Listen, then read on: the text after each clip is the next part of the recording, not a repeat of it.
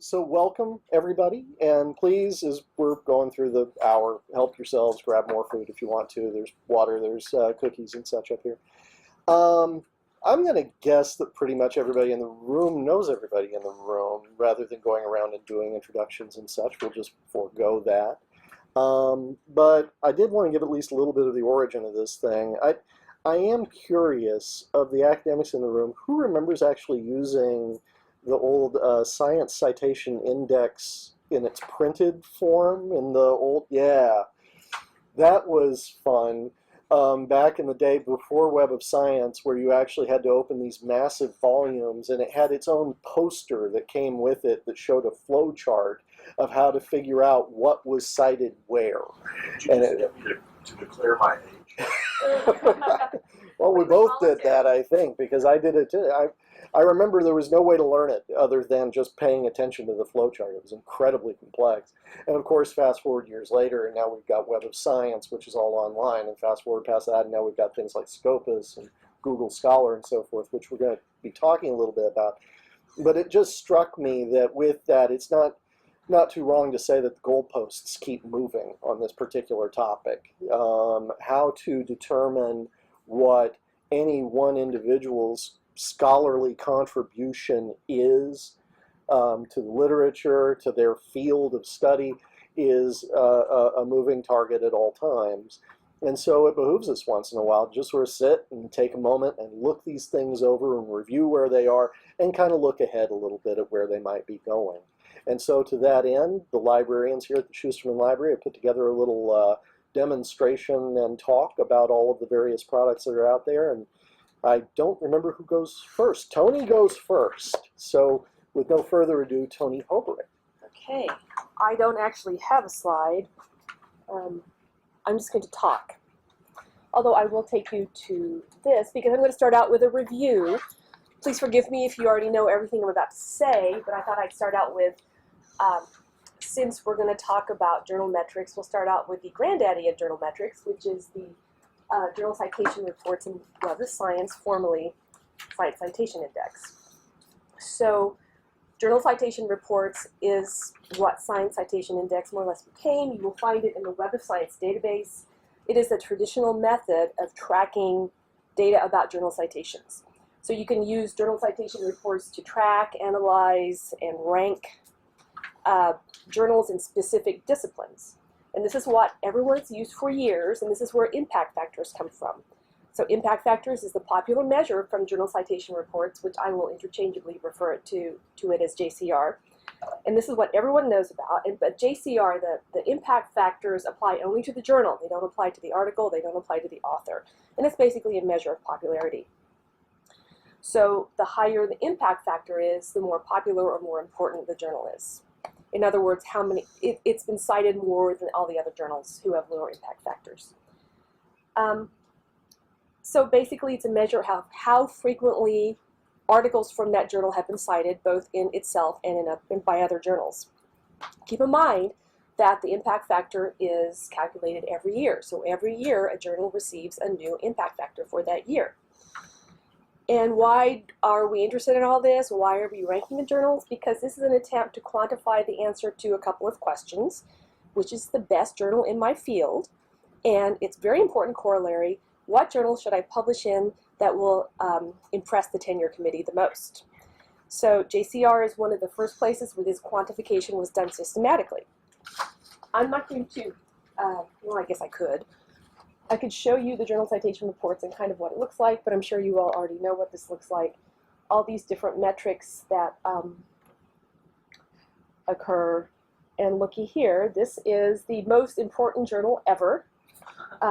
In journal impact factor of something like 137. You also see the total citations and the eigenfactor score, which I will talk about later. Now, this is a beautiful system, and it's so clear. Look, number one, we're done. We know what the best journal is. We should all try to publish there. The problem with JCR is what they call a lagging indicator. So I told you that every year there's a new impact factor. However, that impact factor for the journal is not all that recent. It is basically the average number of citations that primary research papers published in 2 consecutive years following the publication year. So an impact factor of 2 means that on average, the articles published 1 or 2 years ago have been cited 2 times. So this is a very narrow definition of the impact, and this could be an issue if you are, for example, a multidisciplinary research, because the impact factors for different disciplines vary. So, for example, in the health sciences, impact factors, the health sciences journals and articles tend to be cited very recently or very quickly after publication. So a lot of the publications for health sciences journals will be cited within 2 years of publication. But in disciplines such as the social sciences, an article that is destined to become very influential may not have all that many cites within the first 2 years. So that would not be reflected in that journal's impact factor. So that's a problem. So you always have to be cognizant of how the impact factor applies to your field. And like I said, if you're multidisciplinary and you're publishing in various journals, you may be publishing in journals that have like skyrocketing impact factors and some that are not so good and yet are very good journals nevertheless. Another drawback is that JCR is available only through Web of Science, and you can only get Web of Science if your university subscribes to it. Luckily, OU does, but maybe if you work for a much smaller university that doesn't have so much of a research emphasis, you won't have access to this. So another problem is not every journal is included in journal citation reports. Currently, there are about 11,300 journals in the Web of Science database. And journal citation reports only covers the journals that are in Web of Science. So 11,300 sounds like a lot. However, if you look at Ulrich's Web, which is a database that shows different kinds of journals and their publication data, if you search for academic, active, scholarly journals, there's over 100,000 of them. If you publish in a journal that's not listed in the journals or in Web of Science and that does not appear in JCR, you're out of luck. You won't have an impact factor. And we get questions about that occasionally. You know, how do I find the impact factor for my journal? I can't find it in JCR. Well, because it's not there. Also, I can hear some of you thinking, perhaps, that, well, if it's not listed in JCR, then it can't be a very good journal.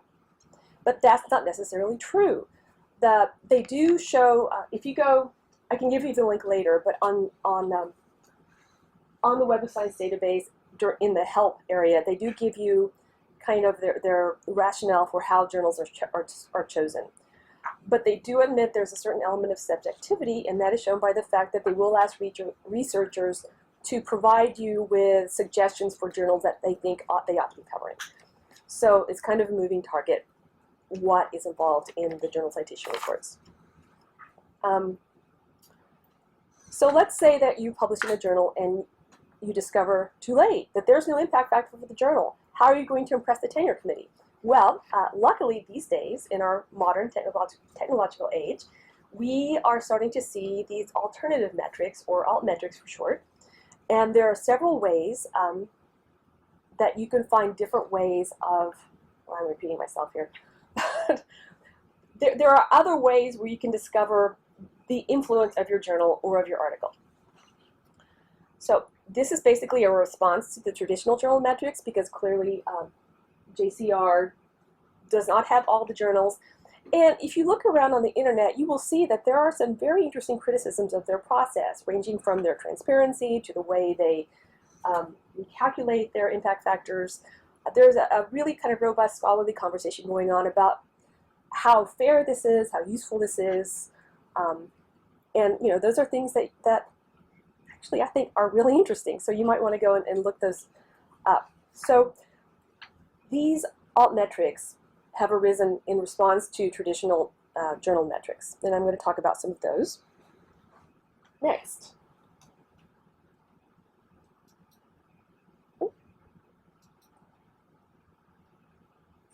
Where is that? Okay. There we go. So the first alternative is SJR, or the SIMAGO journal rank. And this is based on the Scopus database. I was going to say, I don't think we've landed on a pronunciation yet for that. I've heard SIMAGO, but I don't know that that's right. So, well, at any rate, this is Scopus. Scopus is an enormous, very important database that the university does not subscribe to. However, the SCImago rankings are available freely on the internet, so you do not have to subscribe to Scopus to see all these things. So it is similar to JCR in that it uses the citations found in a specific database, in this case Scopus, rather than Web of Science, and uses a similar algorithm to determine journal ranking. However, where impact factor measures more or less popularity, in other words, how many people are citing, Scopus or the SJR takes into account something called prestige. So it's not just the number of citations, but also the prestige of the journal that cited you. It's kind of self-referential. If the journal is, if it's rated high in Scopus, then it has a higher prestige. So this means that if a shady no-account journal cites you, then that is not nearly as impressive as if Nature cited you, and that would be very impressive. So that is something that that Scopus can do for you. And again, it has its own stable of journals.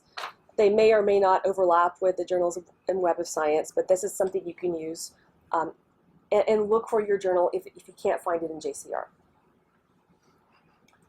And then there is the eigenfactor.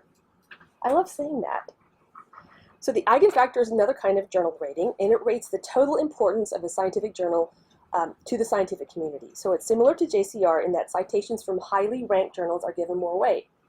However, it is based on the same set of journals as JCR. It is based on the Web of Science journals. And in fact, if you go over to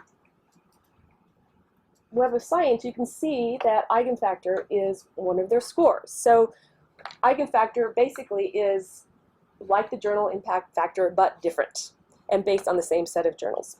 Eigenfactor, to repeat myself, also takes into account journal prestige, just like the SJR does. Eigenfactor also gives you, in addition to the basic eigenfactor score, information about on the article level. So it will give you a measure of the the average influence of each of its articles over the first 5 years of publication, and you can compare that to impact factor as well.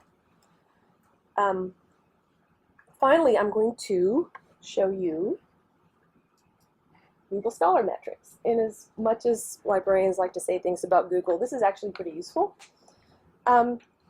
Google Scholar metrics, it gauges the visibility and influence of recent articles and scholarly publications. So using Google Scholar data. So any journal that's in Google Scholar, however, not just any journal, but any journal that has had 100 publications or 100 articles within the last 5 years will be included in Google Scholar metrics. And it uses something called the H index, which April is going to talk about later. So I've talked about JCR and the traditional metrics and some of its drawbacks. I've talked about SCImago, I've talked about SJR, I've talked about, well, SCImago and SJR, eigenfactor, and Google Scholar metrics. So which of these do you use? What is the difference? Do they mean anything? Well, I think that is something you get to determine for yourself, but whatever you choose, you need to stick with it so that whatever score you are using is consistent across your career, if possible. And also your department may have particular preferences as well as far as that goes. So that concludes my portion.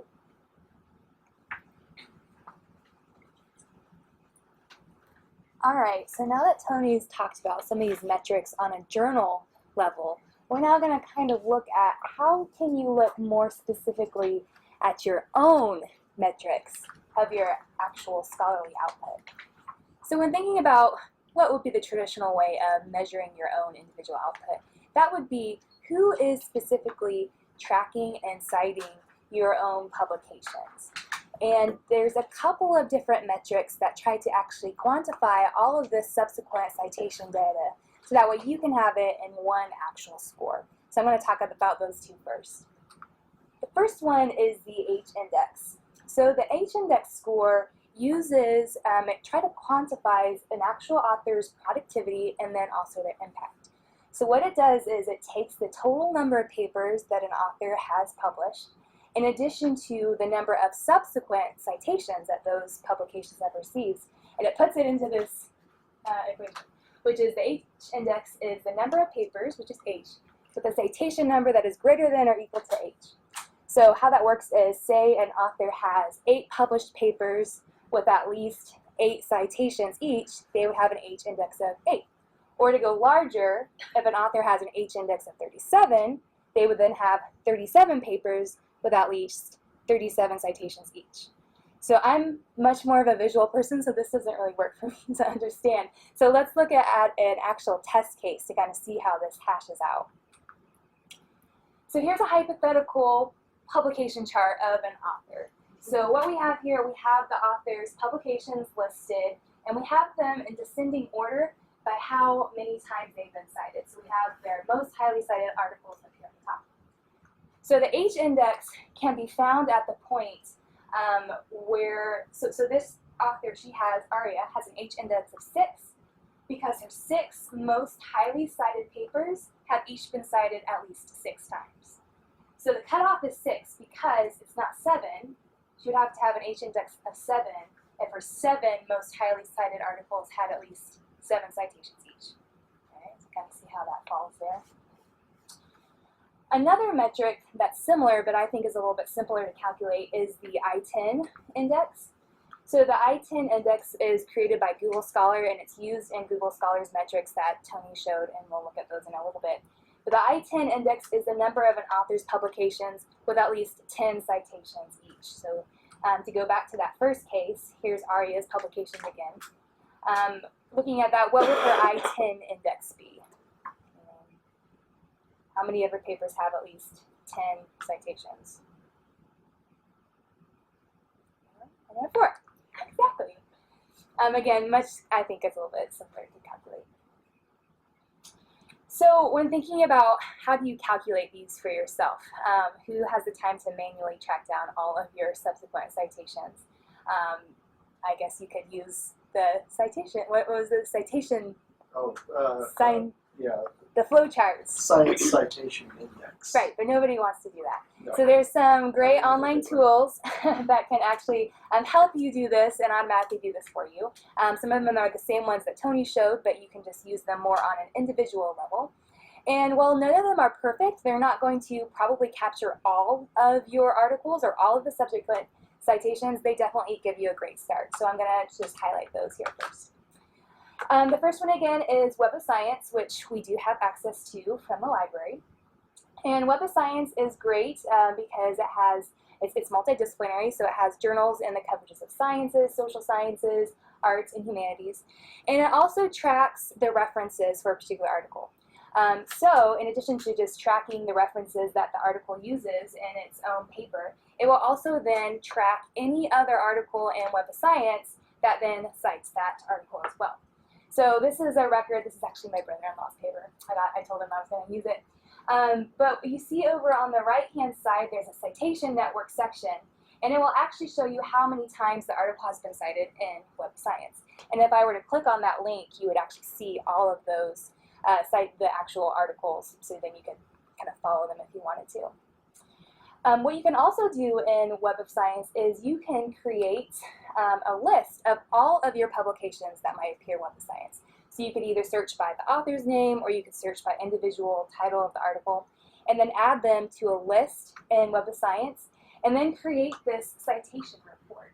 So what the citation report then is, it starts to get those metrics like the H index that we had to create manually. It just does it automatically based on all the citations that it has in the database for those articles in your list. And if you were to scroll down the page of the citation report, it actually shows you all the articles, how many citations total they all have, how many times they've been cited, and then it does give you that point so you can see exactly where the H index is. Again, much simpler than having to do that all yourself. The thing about Web of Science, though, is depending, as Toni mentioned, on where you publish, your journals, your publications, they may or may not be in Web of Science, or there may only be a few. So if that's the case, you might have to look at some other sources as well. Another source that can help you get your H index and the number of times that all of your articles have been cited is Mendeley. So Mendeley was originally a free online reference manager, but is now expanded to include metrics by collaborating with Scopus, which again, as Toni mentioned, is another database much like Web of Science. And while, again, we do not have access to a science, if you create a free account with Mendeley, what Mendeley does is it automatically searches the Scopus database, and it tries to match your profile with the other articles in the Scopus database. And if it finds matching credentials, it will add it to your profile. And so then you get all these information, like your number of publications, how many times they've been cited, and then your H index as well. And it does give you a nice listing as well here, so you can see all of your publications that were in Scopus, how many times they've been cited, all that fun stuff as well. So that's Mendeley. And then finally, Google Scholar also provides all of these individual article metrics as well. When you search on Google Scholar, if you search for a particular author, if that author has created a profile in Google Scholar, which Katie's actually going to talk about in a little bit, you can look at their author profile, see all of their publications, how many times they've been cited as well, and then it gives you those metrics as well. So it gives you the H index and the I-10 index, which is, again, I-10 is really specific only to Google Scholar. So it's important to remember, of all these metrics, that there's pros and cons to all of these, and that they're just basic metrics. So some of the pros of these more individual level metrics is that they are relying solely on the impact of your actual output. So instead of looking at the impact of a journal as a whole, you're seeing what actual impact your publications are having. And they are a quantifiable score, so you could compare them across other scholars in your field.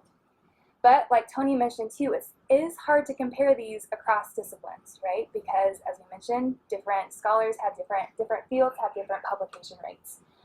So that is one of the disadvantages. And there's also the time lag in this as well. So especially for early career scholars, the time lag might have an effect on, say, their H index or their I-10 index.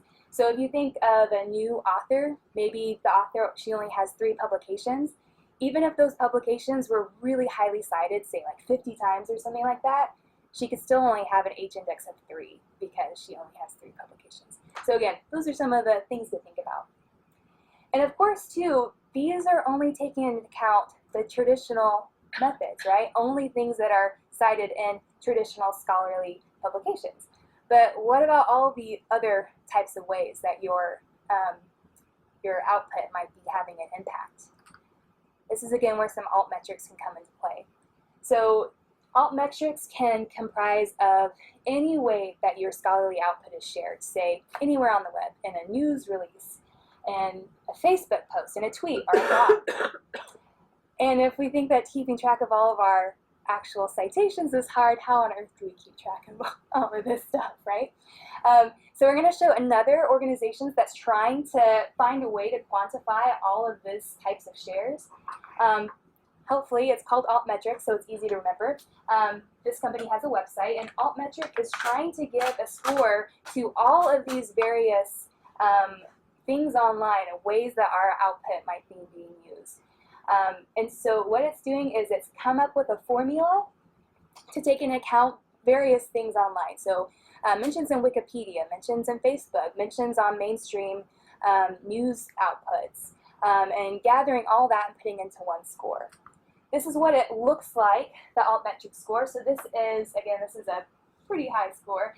This is Stephen Hawking's There Are No Black Holes. This is his Altmetric page. And this number right here in this little donut thing, that is his Altmetric score, 4,379. And the colors in this donut, they represent all the different types of output of ways it's being shared and used. And when you go down here on the page, you see the different color codes. I don't know if you can read that, but some of them are like news outlets, blogs, tweeters, Facebook pages, and you can click on these on the actual web page and see where they're actually being posted. So this is actually starting to be used on some publishers' websites. As you're going through and reading literature, you might start seeing this embedded on some of the publishers' pages, which is pretty nice. So that way you can see maybe how your own stuff is being used. Like Toni and I didn't know that we had a Wikipedia mention on one of our articles, which is pretty fun. But say you're looking at an article and it doesn't have this embedded anywhere. you can go to the Altmetrics site, this is the website right here, and you can actually just enter in the DOI and it will generate the Altmetrics score for you. And then you can also download bookmark it to your browser, and what this does is anytime you're searching online and you come across an article, you just click the little bookmark that you downloaded onto your web browser that says Altmetric it, and it comes up with a pop-up of the actual Altmetrics score too. And these are all free tools that you can use. So if you're interested in seeing how some of these other shares and mentions are talking about your output, these are some ways to get at that. And now Katie is going to talk about how we can take all of this various metrics and data and use them for our own needs. And I get the fun part of this talk because, you know, I didn't get the mathematical formula, which I think they were pleased not to give to me. But what happens now is that you're thinking, okay, I've got my CV. I might learn to use the Altmetric hit bookmark, but what is this meaningful? There are a few other problems challenges that happen when you're working in your life. Is that, you know, like y'all know me as Katie, but my real name is Catherine. And when I publish, I use Catherine. And then there's this one journal article out there floating without my middle name. It's very hard for any of these systems to capture all of this is me. So you have tools available to you to solve this problem. And there may have been name changes in your life. You know, maybe you did get a better nickname and decided to stop going by the name your parents gave you. You know, any numbers of things, and yet you still might want to keep track. And as April said, you're able to find all these things, and all the things that it's looking at. Some people are really good at self-curating this. Maybe they've got Twitter friends, you know, and they're going to tweet about their new article. Maybe you invent your own hashtag for your research idea. You can help these things along yourself, and it's self-promotion, but so is going to do a paper at a conference. I mean, that is where you stand up and say, I did this amazing thing. So now you can tell Twitter that you did this amazing thing, and then see if anyone retweets you. And all of this allows you to keep going and figure out who you are. And what's funny about this is that, you know, librarians, all of us get excited when we are in Wikipedia. It's weird. We admit that. But, you know, it's because citations are the strength of Wikipedia, of course, and that's where you might find yourself. And so this bookmarklet you can use across different sites, like from PubMed, you can look at it. From a Directly Journal's website, you can click and see. Obviously, you know, this sugar danger problem is picked up by news outlets, where my article on web usability, probably the news isn't going to cover. So it's worth paying attention to all of that. So as you bring this together, one option that's available to you is to create an author identifier, especially if you've had name changes or inconsistent use in your work over time. These generally pull from the traditional sources. ORCID is a nonprofit. They have this vision where all the world, people are uniquely identified and connected to their contributions. It sounds amazing and glorious. It is free. You can create a profile and then connect, when they say connect people to the real you, which is really pretty cool. And actually I did this, and we'll see this in a moment, how I set mine up. You go in, you search for yourself, you associate it with your own, with your name and your profile. You have choices of what you want to make public. Maybe it's just for you, maybe it's for your department. But then you may start seeing these, and I see them now regularly, small web links and people's signatures on their emails with their ORCID ID or their researcher ID, so that someone could click through and immediately see your publications and often how they're cited and the metrics about them. So people immediately can look at your materials without having to worry about your CV or formatting or anything like that. Researcher ID comes from Web of Science. And one of the things that I think we haven't mentioned is we keep talking about this Web of Science Scopus competition. Web of Science is brought to us by Thomson Reuters, and Scopus and all those other products are brought to us by their biggest competitor, Elsevier. And so if you have, this is just the world of international publishing, these are the two biggest big of the big, and they are trying to get your business. So Researcher ID does the same thing, but interestingly, Researcher ID will say, oh, what's your ORCID? I can pull in all of that information, because ORCID was there first. One thing that's majorly different about the two of them is in ORCID, at the moment, you can only associate articles, like articles you published, but anywhere. If you can find it, you could even manually add it. in Researcher ID, you also have the option to add books, book chapters, and some of those other publishing that is very important to our academic work. So this is my public profile for ORCID. I'm able to say this is my real name, this is my also known as, I can do keywords, so maybe someone could find me and say, we should do a project together. Because you could look for people doing work like you. You can add your education, you could put your employment in, and all of that's optional, and then you can put in your materials. I pulled mine out of an online search from within ORCID through Crossref, which is a DOI search matching tool, and then you're able to see those materials there. It's basically pulls together a profile for you. The Researcher ID does a little bit more. So my previous one, I actually had 4 articles for ORCID, and in the Researcher ID, I can get 7, including my book chapter. So clearly, I am not Albert Einstein with the 400 numbers. You know, this is, like they say, the different fields have different rates of publishing and citation. Yes, let's just say library science, tiny numbers, usually very tiny in comparison. But you can see I have I've got chapters in there, but the ones that are articles actually have a link where you can then start to look at their metrics. And I can actually create a badge for myself. I could put this in, it knows about my ORCID. I could link to this everywhere. You can actually put it on your CV if you wanted to do that as well, but it's designed for the electronic mediums. So put it in your email signature, show everyone your amazing work, and they can also click through, because one of the options is citation metrics, and it will very nicely look at that for me. So Google Scholar works the same way, but you have to find your publications in Google Scholar and associate them with you. What's fun about Google Scholar is that you can see those numbers are a little bit smaller. For me anyway, if you don't have a Google account like a Gmail, you will have to get a Gmail in order to have a Google Scholar profile. The others, they're just like, who are you? Can you verify that? Click on a link. But you can see the citation numbers for my work, like my most highly cited work was in 2009. And then my most recent article, just the one, you know. Clearly I need to talk to some more people about citing my work. But it's interesting to see those numbers, because as we start comparing now these metrics to the Researcher ID metrics, there are slight differences, and this has to do with where they're pulling their data from. So this is my Researcher ID profile, and like what I find meaningful is that the chart is shaped the same. So even though the number of the citation rate is less when it's not Google Scholar, and I can tell this by looking at who's cited me. Also, a lot of my citations are from non-North American and European-based journals.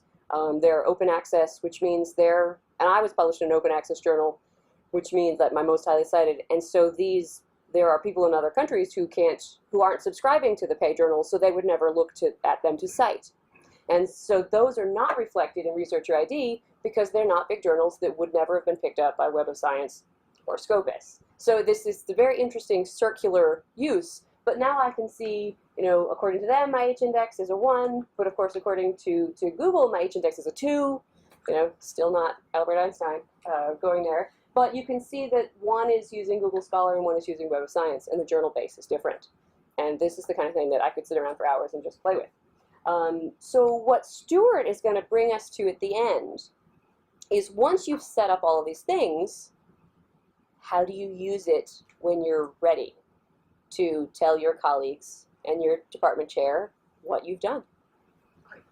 Sure, I'll talk about that. Or whatever you were going to say. I don't remember what I was going to talk about.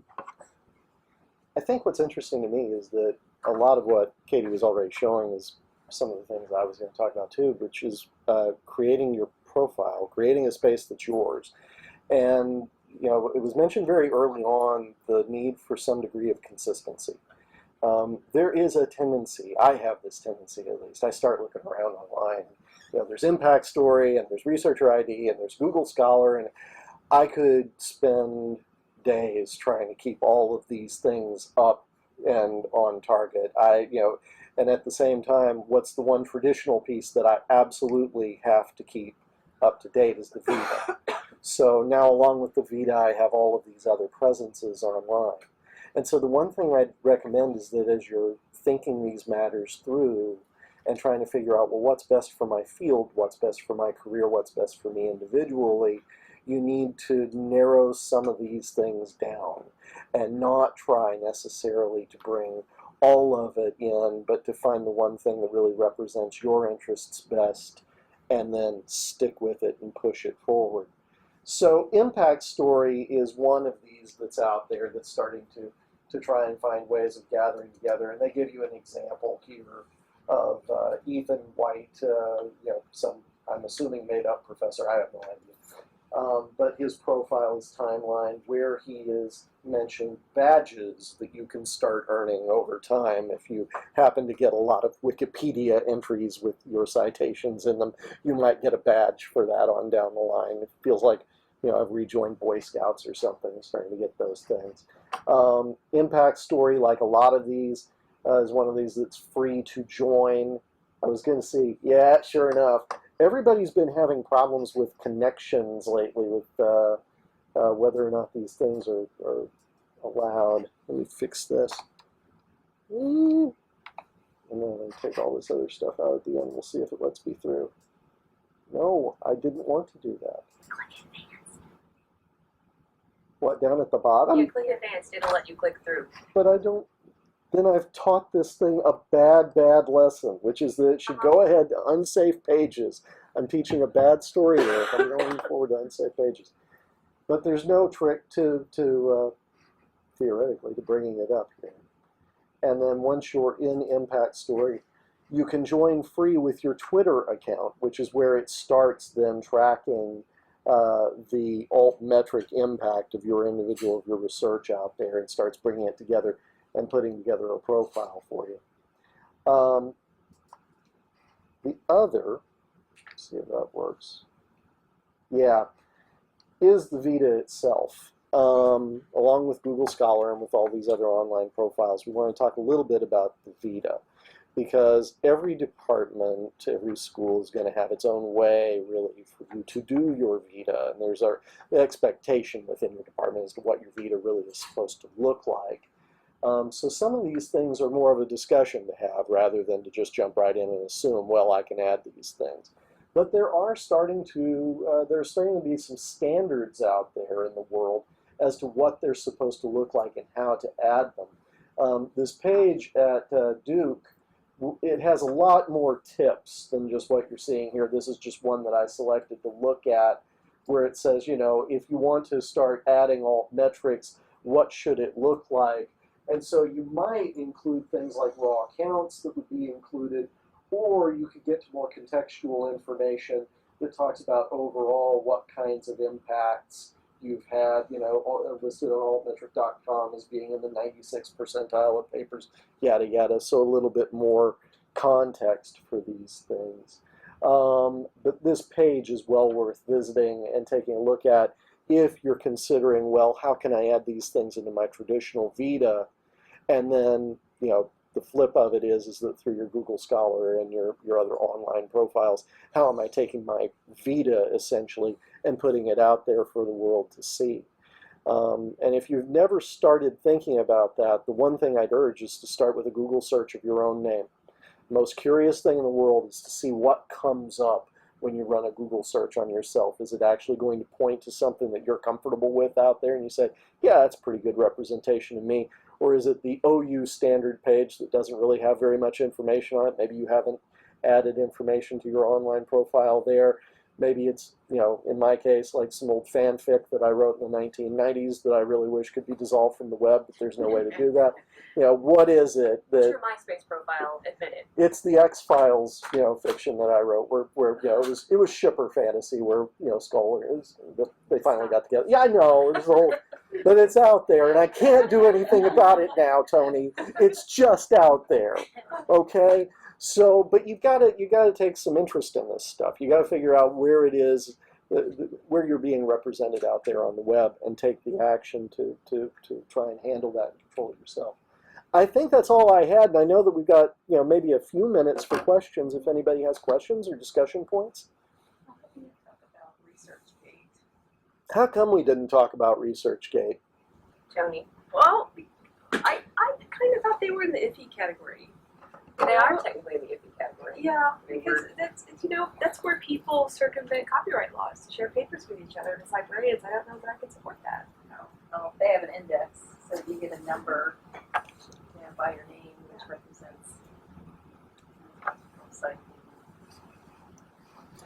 I think there too, it's one of those, within any given discipline, if you're comfortable with it and you feel like it's representing you well and it's your online profile, are you comfortable enough with it that you add it to your SIG file?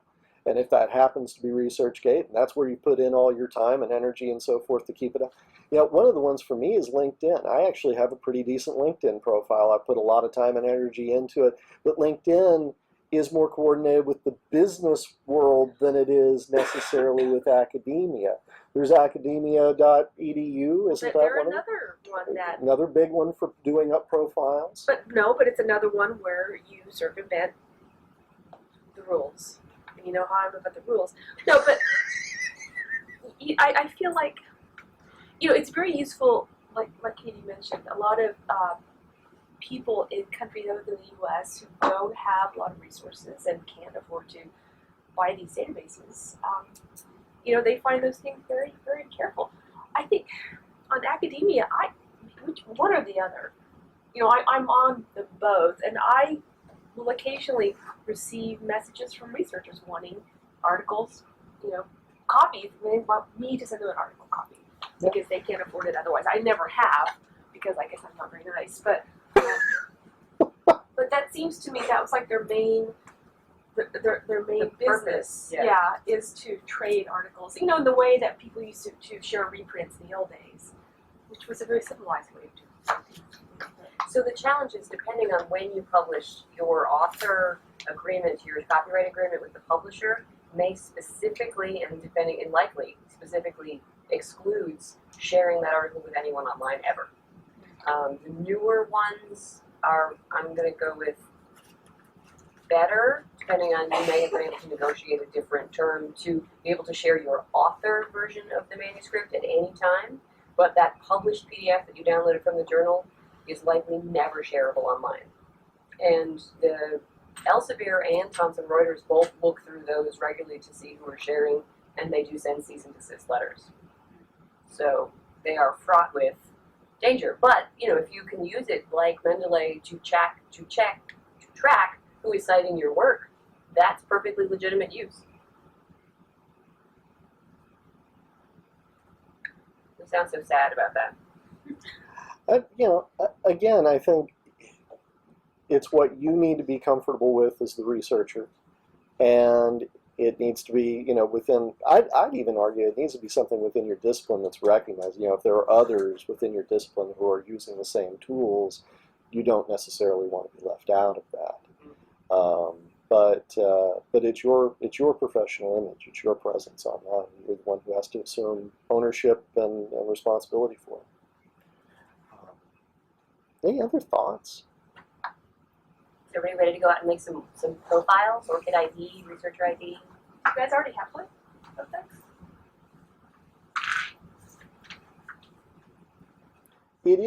It is also shockingly easy to do. Bear in mind they are going to be, I don't care who they are, they're going to be data mining you. You will be, if you've linked it to Twitter, congratulations, they're going to be figuring out who you are as a human, not just as a researcher. If you've linked it to Facebook, they're doing the same thing. But a lot of the time, to make it easier on you, registering for one of these services, you'll often be asked, well, what's your Twitter ID? We'll just log you in with that. We'll log you in with Facebook. They make it like they're doing you a favor, but frankly, they're doing it so that they can link those accounts and know more about you and turn around and, sure, they're gonna sell that data, and that's what they're going to do with it. So I don't know how much that bothers us anymore as people. I don't know, do we care anymore that our data is being sold? I have to live with the X-Files thing. There's literally nothing I can do about that. It's just out there forever. But Oh. Well, thank you all very much for your time and for coming to yet another of our Faculty Confidential series. Also, special thanks. Shelley's back there in the corner. She's always quiet about this sort of thing. But we wouldn't even have Faculty Confidential if it wasn't for her. So we greatly appreciate all the hard work she puts in on this. And Katie for her contributions and being, you know, I don't know, leader of the troop. Yay. Yeah, there you Thanks. go. So, but thank you all very much for your time and have a great day.